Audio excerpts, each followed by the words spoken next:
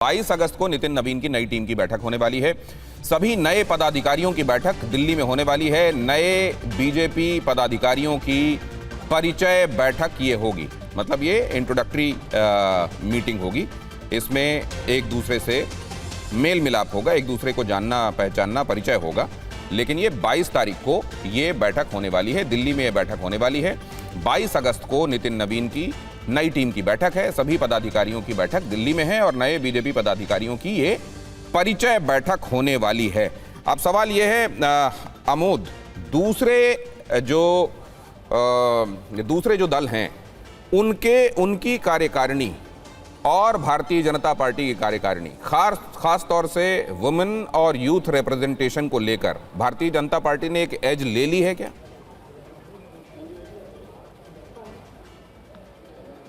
देखिए, अभी कहना थोड़ा जल्दीबाजी होगा क्योंकि बीजेपी ने अपने पूरे इस पदाधिकारियों की सूची में जो रिप्रेजेंटेशन दिया है उसको बहुत ज़्यादा वैल्यू नहीं कर सकते, क्योंकि जो महामंत्री का पद है 8 है, उसमें एक बीजेपी ने महिला को रखा है। उपाध्यक्ष में निश्चित तौर पे 4 से 5 महिलाओं को रखा गया है और मंत्री में भी एक रखा गया है, 2 रखा गया है पद पे। लेकिन इसको अभी थोड़ा असेस करना जल्दीबाजी होगा कि बाकी पार्टियों के लिए ये एक वो नज़ीर होगा क्या। लेकिन महत्वपूर्ण बात यह है कि जो 22 तारीख को बैठक होगी दिल्ली में, उसमें जब सारे लोग जुटेंगे तो उनके सामने एक नई चुनौती ये होगी कि नए अध्यक्ष के सामने जो नए नए लोग आ रहे हैं तो उनको आगे किस तरह से काम करना है, क्योंकि अब बदली हुई परिस्थितियों में पार्टी युवाओं की तरफ आकृष्ट होनी है। पार्टी को जनरेशनल जो गैप महसूस हो रहा है उसको भरना है। जो सोशल मीडिया और मीडिया में पार्टी का एक जो नैरेटिव्स है उसको भी ठीक करना है। तो ये तमाम चुनौतियां होंगी जिसको इस बैठक में चर्चा की जाएगी। 19, 20, 21 तारीख को राष्ट्रीय स्वयंसेवक संघ की समन्वय बैठक बुलाई गई है विशाखापट्टनम में। आज शाम में नितिन नवीन और BL संतोष दोनों जा रहे हैं वहाँ, और वहाँ से जब 21 को लौटेंगे तो 22 तारीख को ये बैठक दिल्ली में जब होगी तो क्या संदेश दिया जा रहा है उनको, क्योंकि जो पिछले 6 महीने से घटनाएं देश में घटी हो और जिस तरह से पार्टी आला नेतृत्व को लगता है कि कहीं न कहीं ग्राफ थोड़ी गिरी है या कमज़ोर हुई है, उसको कैसे मेकओवर किया जाए, कैसे उसकी भरपाई की जाए, तो ये सब कुछ देखने को मिलेगा 22 तारीख को। दिनेश, 22 तारीख को ये सब देखने को मिलेगा। नए पदाधिकारियों की सूची, इसमें कौन पहले भी मौजूद था और अभी भी मौजूद है और कौन पहले मौजूद था अब यहाँ पर नहीं है, किस नाम के बारे में ये भी समझा जा रहा था कि ये भी होंगे।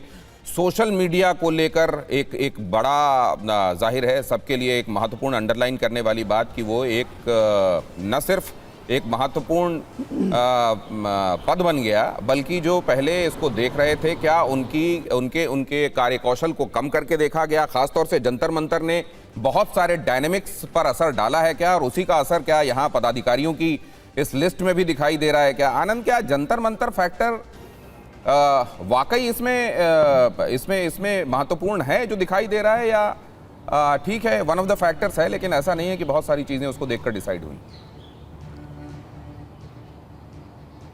जी देखिए, वन ऑफ द फैक्टर्स है, लेकिन सिर्फ वही जिम्मेदार ये नहीं कह सकते। जैसे कि मैंने पहले ही बताया कि 2015 से अमित मालवीय इस पद पर थे, तो आप समझ सकते हैं कि लगभग 10-11 साल का वक्त हो गया। तो ऐसे में आपको नए लोगों को ही मौका देना, और साथ ही साथ आप जो उस पद पर हैं उनको आगे हो सकता है भविष्य में कोई दूसरा मौका मिले। हाँ, ये जरूर है कि आपने टीम को मजबूत किया है, आपने एक संयोजक बनाया सोशल मीडिया का, उसके साथ 4 आपने और सह संयोजक बनाया, तो जाहिर तौर पर आने वाला समय और ज़्यादा जो सोशल मीडिया पर नैरेटिव बनाने वाला होगा। और ऐसे में अगर आपको अपना नैरेटिव रखना है, आपको काउंटर करना है, आपके खिलाफ नैरेटिव चलाया जा रहा है, आपको नैरेटिव को काउंटर करना है, अपना नैरेटिव बनाना है, तो जाहिर तौर पर आपको अपनी सोशल मीडिया पर प्रेजेंस और बढ़ानी पड़ेगी। आपको याद होगा कि पिछले 2-3 साल से ये कहा जा रहा है कि जो कांग्रेस पार्टी है, जो विपक्षी दल है, वो सोशल मीडिया पर बीजेपी की तुलना में ज़्यादा एक्टिव हो गए। एक टाइम पे 2014 से हम लोग बात करें तो बीजेपी ज़्यादा एक्टिव थी सोशल मीडिया पे, बीजेपी नैरेटिव तय करती थी। लेकिन बाद में ऐसा वक्त आने लग गया पिछले कुछ समय से कि अपोजिशन नैरेटिव सेट करने लगा था और बीजेपी की तरफ से काउंटर किया जा रहा था।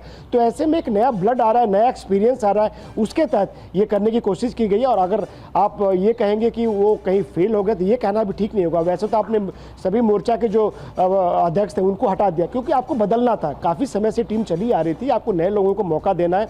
पार्टी में बाकी भी कार्यकर्ता हैं, वो भी जमीन पे काम करते हैं, उनके पास भी एक्सपीरियंस, उनके पास भी टैलेंट है, तो उनको भी तो मौका देना है। तो इसको देख के क्या कुछ अंदाजा लग रहा है आनंद कि ये अब जब कैसे आएगा? ये जब अब जिसका जिक्र आप कर रहे थे कि असली खबर तो अभी आगे देखिए पार्लियामेंट्री बोर्ड और आपको चुनाव समिति से आपको मुख्य खबरें मिलेंगी। क्या यहाँ से कुछ आपको प्रोजेक्शंस मिल रहे हैं वहाँ के लिए?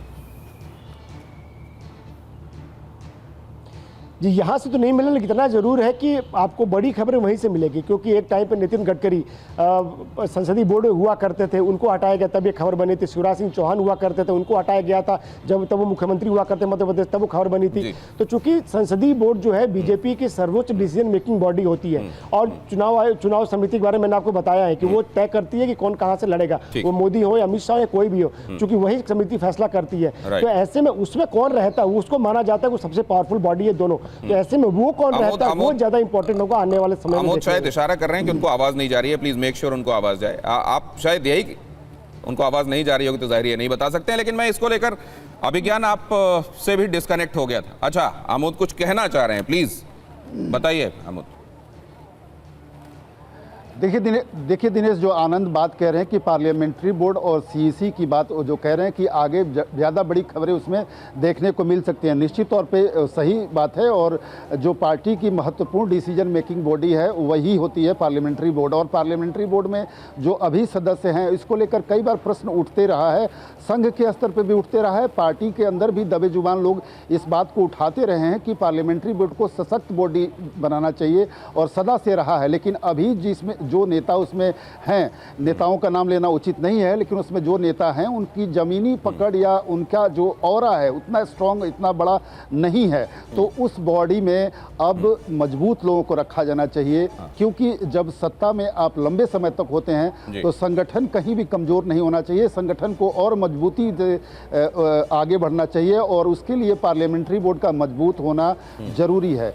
तो अब जो लोग पार्लियामेंट्री बोर्ड के सदस्य होते हैं, सीईसी के भी सदस्य होते ही होते हैं, लेकिन उसमें 4-5 और नए सदस्य बनाए जाते हैं। तो कौन कौन इसमें महत्वपूर्ण चेहरे हो सकते हैं, इसमें देखना होगा कि क्या नितिन गडकरी की फिर वापसी होती है, या फिर शिवराज सिंह की वापसी होती है, या फिर कुछ नए मुख्यमंत्री इसमें जुड़ते हैं। मसलन इसमें चर्चा उत्तर प्रदेश के मुख्यमंत्री की होती है, इसमें चर्चा महाराष्ट्र के मुख्यमंत्री की होती है, इसमें चर्चा असम के मुख्यमंत्री की होती है। तो कौन कौन से उसमें चेहरे, मजबूत चेहरे बीजेपी शामिल करती है, ये देखना बड़ा दिलचस्प रहेगा दिनेश। तो अब असल में तो यही है ना कि आप जिन जिन बातों का जिक्र कर रहे हैं, महिलाओं की समाज में भूमिका, उनको उनके लेजिटिमेट राइट्स, रिप्रेजेंटेशन के मामले में भी उनका जो हक है उनको वो मिले, यंग जनरेशन को जिस तरह की तवज्जो की बात की जा रही है, क्या वो जनरेशनल शिफ्ट के तौर पर चीज़ों में दिखाई दे रहा है, और क्या ये ओपोनेंट्स पर एक एज के तौर पर अब इस्टेब्लिश करने में भारतीय जनता पार्टी कामयाब हो रही है कि नहीं? ये बड़े मैसेजेस हैं जो जाहिर है इस पदाधिकारियों की लिस्ट से बाहर आते हैं।